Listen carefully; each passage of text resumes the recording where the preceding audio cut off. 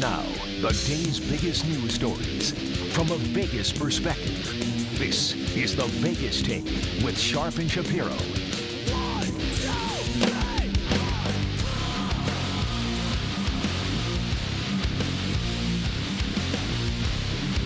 All right, welcome back. It is the Vegas Take, Sharp and Shapiro. Haven't heard a lot about GOP Congressman Jim Jordan lately, or as some like to call him, No Jacket Jim. But, a big face in the GOP and a big staunch supporter of President Donald Trump. As you remember the controversy at Ohio State, several former students there have come forward as victims of Dr. Richard Strauss, former team doctor accused of sexually assaulting athletes in the mid-1990s.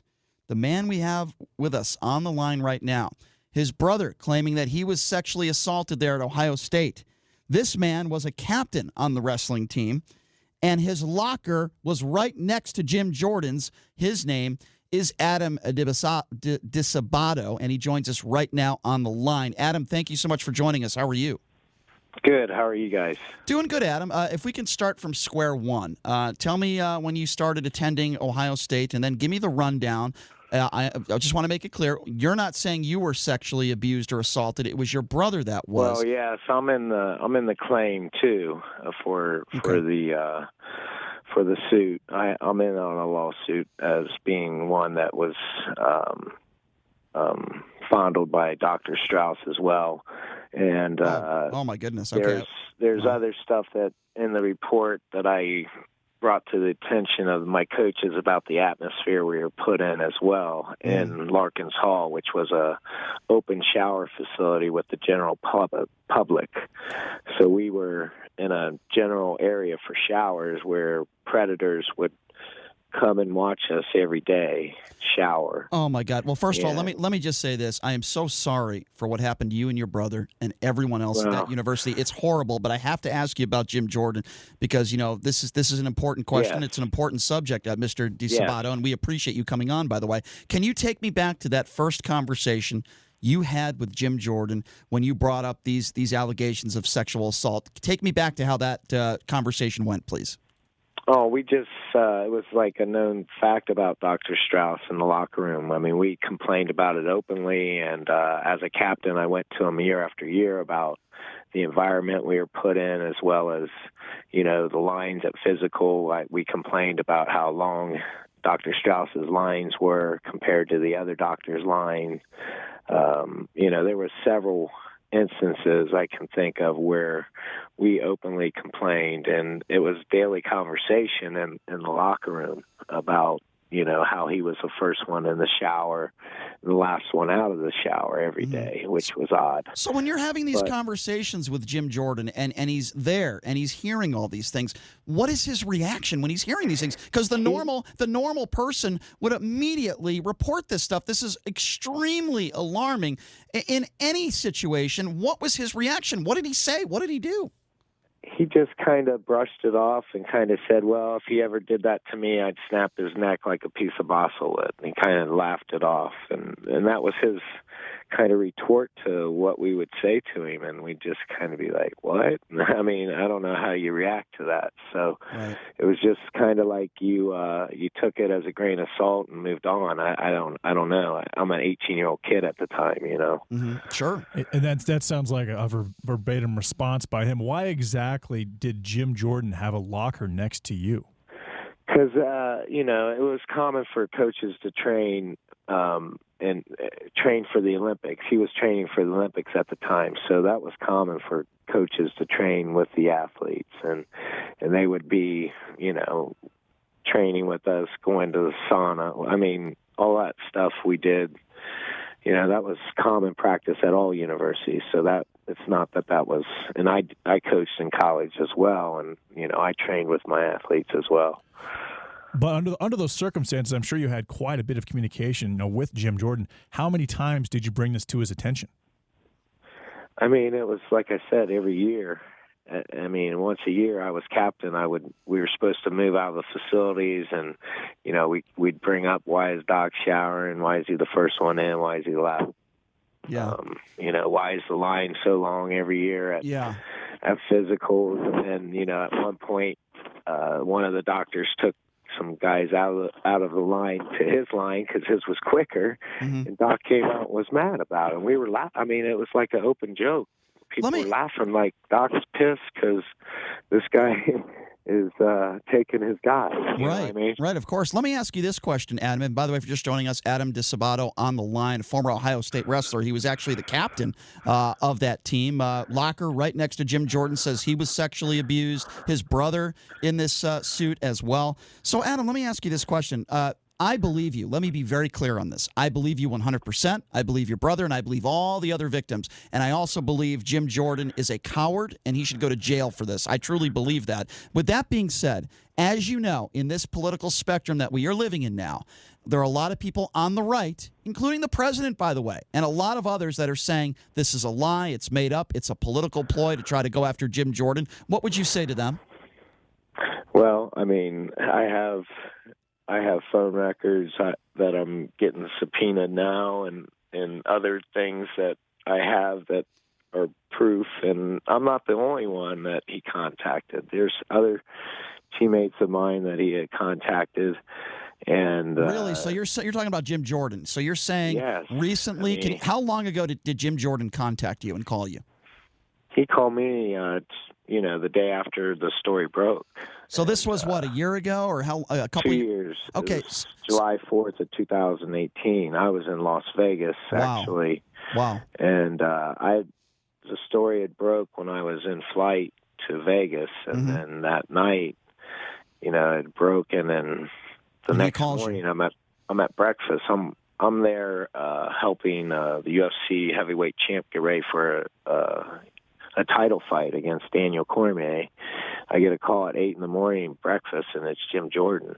I see a number from Dayton. I didn't know who it was. And what did he say to you? He just asked me about my brother, and he was asking me,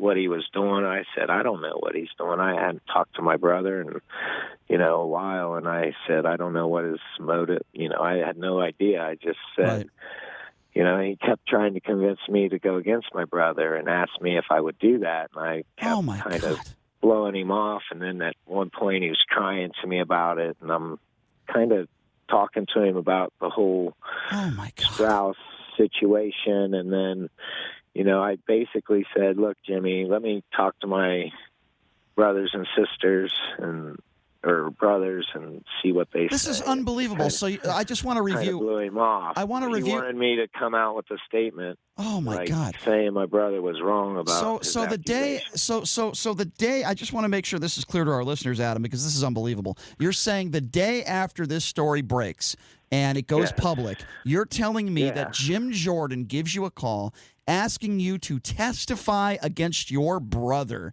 Or make a statement, not testify, but to make a statement saying that your brother is lying. Was he a sitting congressman at this point?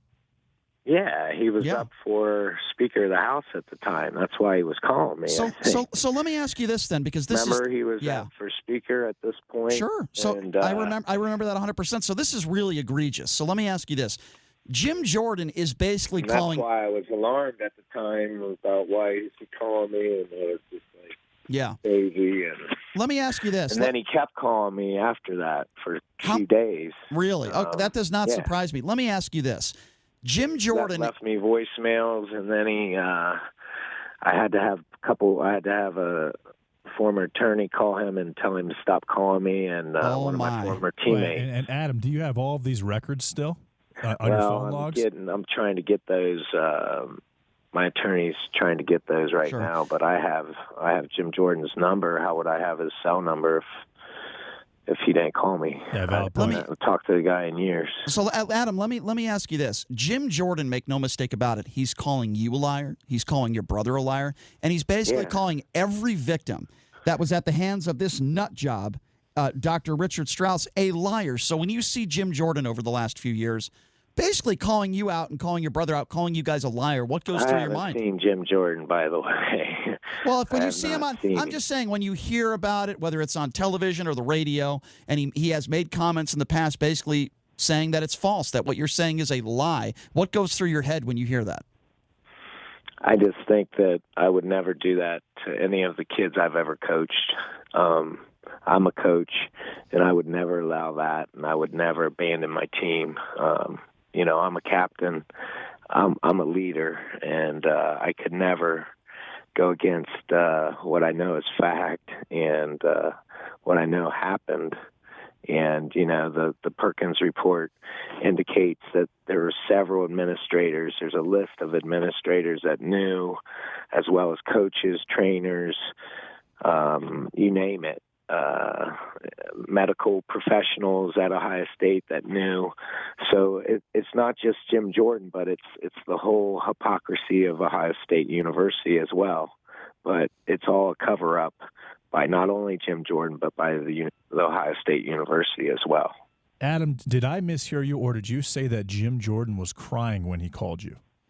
Yeah, I mean, I'm not kidding. I've never had seen him or witnessed him cry before in his life, and I'm not making that up. It's true.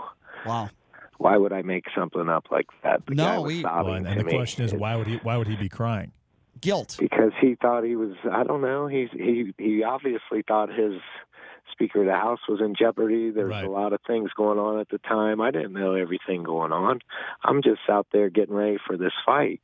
Right. And I'm getting calls. So I didn't know at the time the magnitude of the Perkins report and all the stuff that my former teammates suffered. I mean, we didn't know the extent that this predator did to people and the extent of, 46 rapes. That's nothing to joke about. No. And then there's also guys that have quit the team that I didn't realize that's why they quit the team. There's a lot of things that you learn years later that we didn't know. They covered up.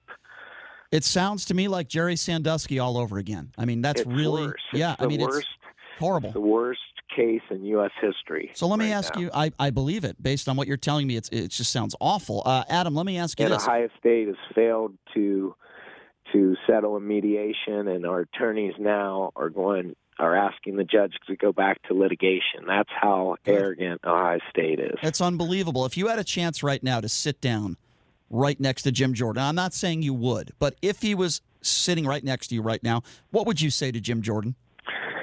I don't want to get into that. I don't want to get into all that. All I know is Jim Jordan is not a leader. He's a coward. Mm-hmm. And that's all I want to say. Do you think? I understand. Do you think that there will be any accountability? Do you think that there is any chance that Jim Jordan will be held accountable for what he did? If Ohio State keeps this rate up with the litigation, he might have to be called to the witness stand.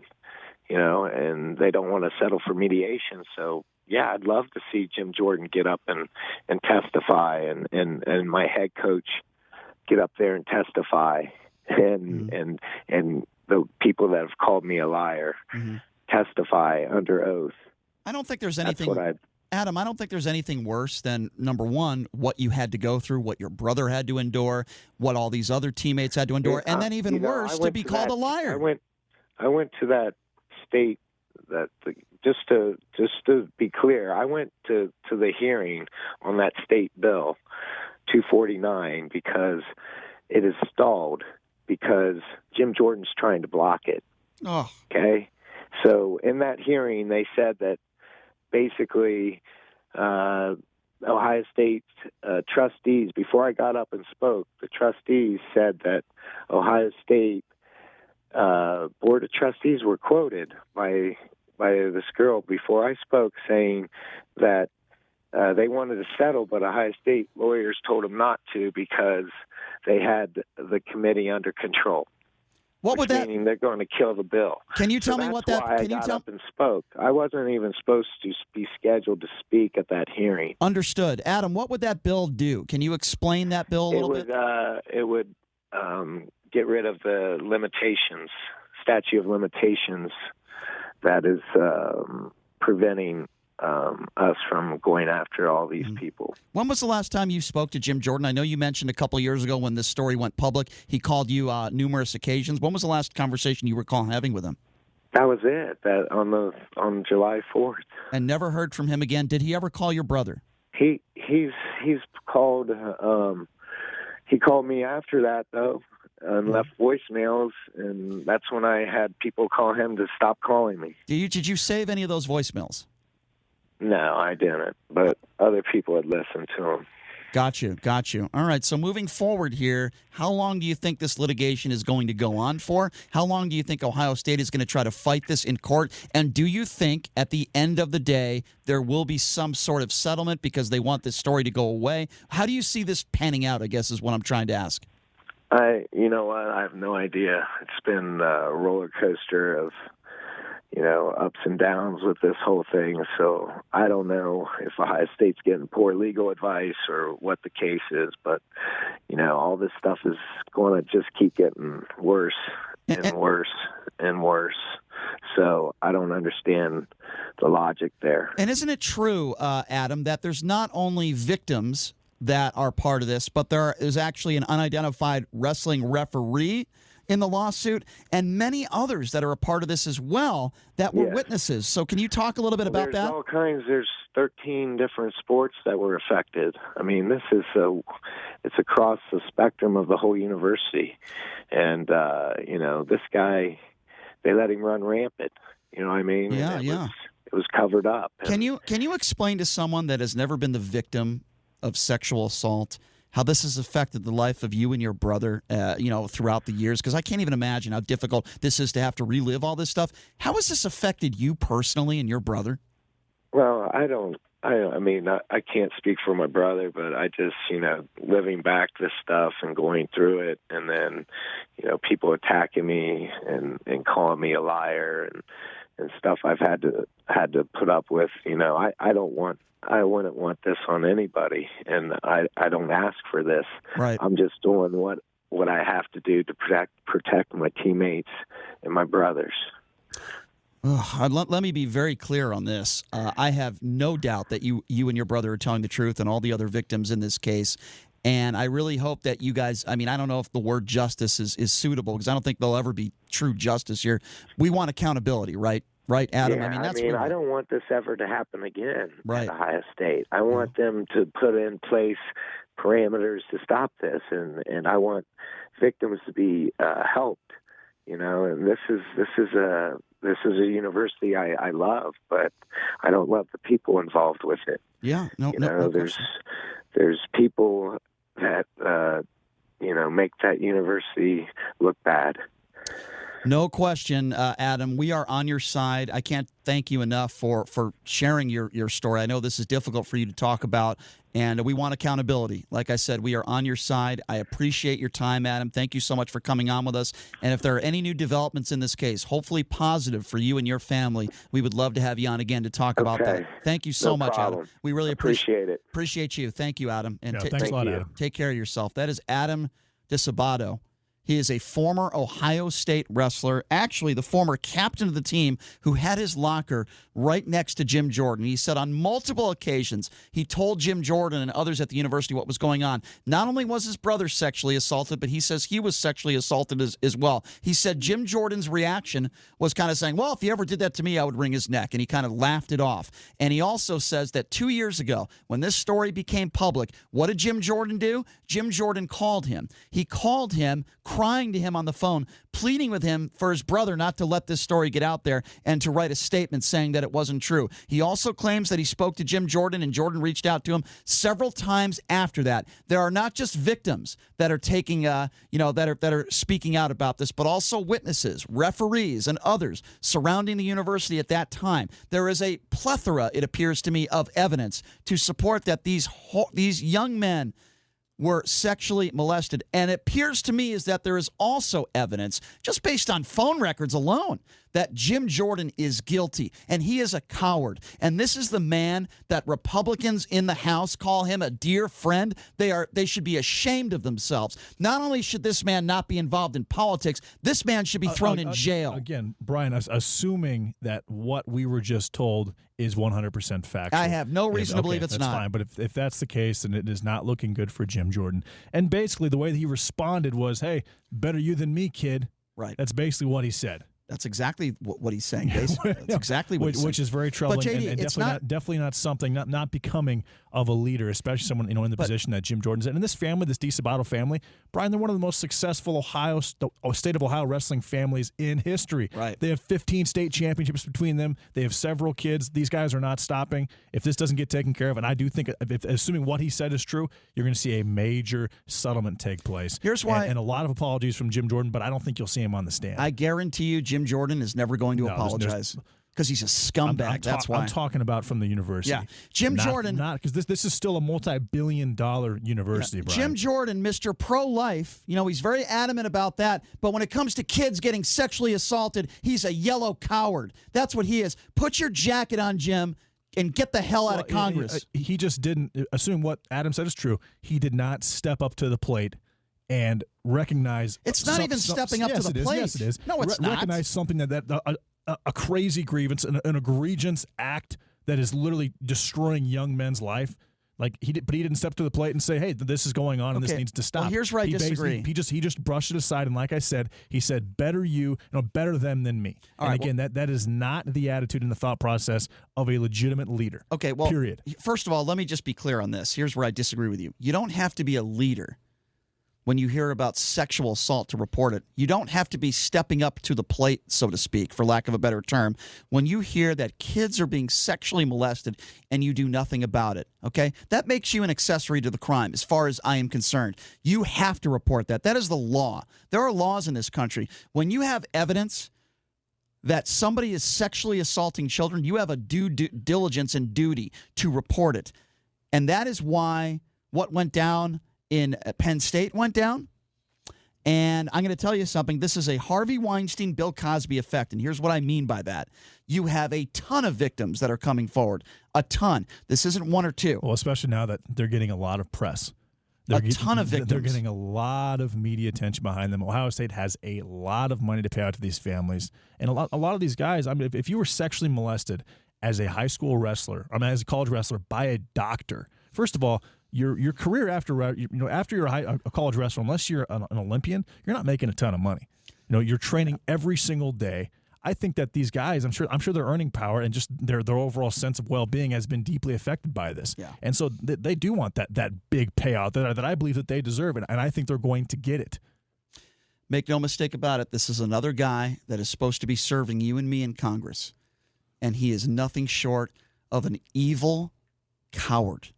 That is who Jim Jordan is. He is a liar, and he is an evil coward. And we got to take a break, but you have a ton of kids at the time who were sexually molested.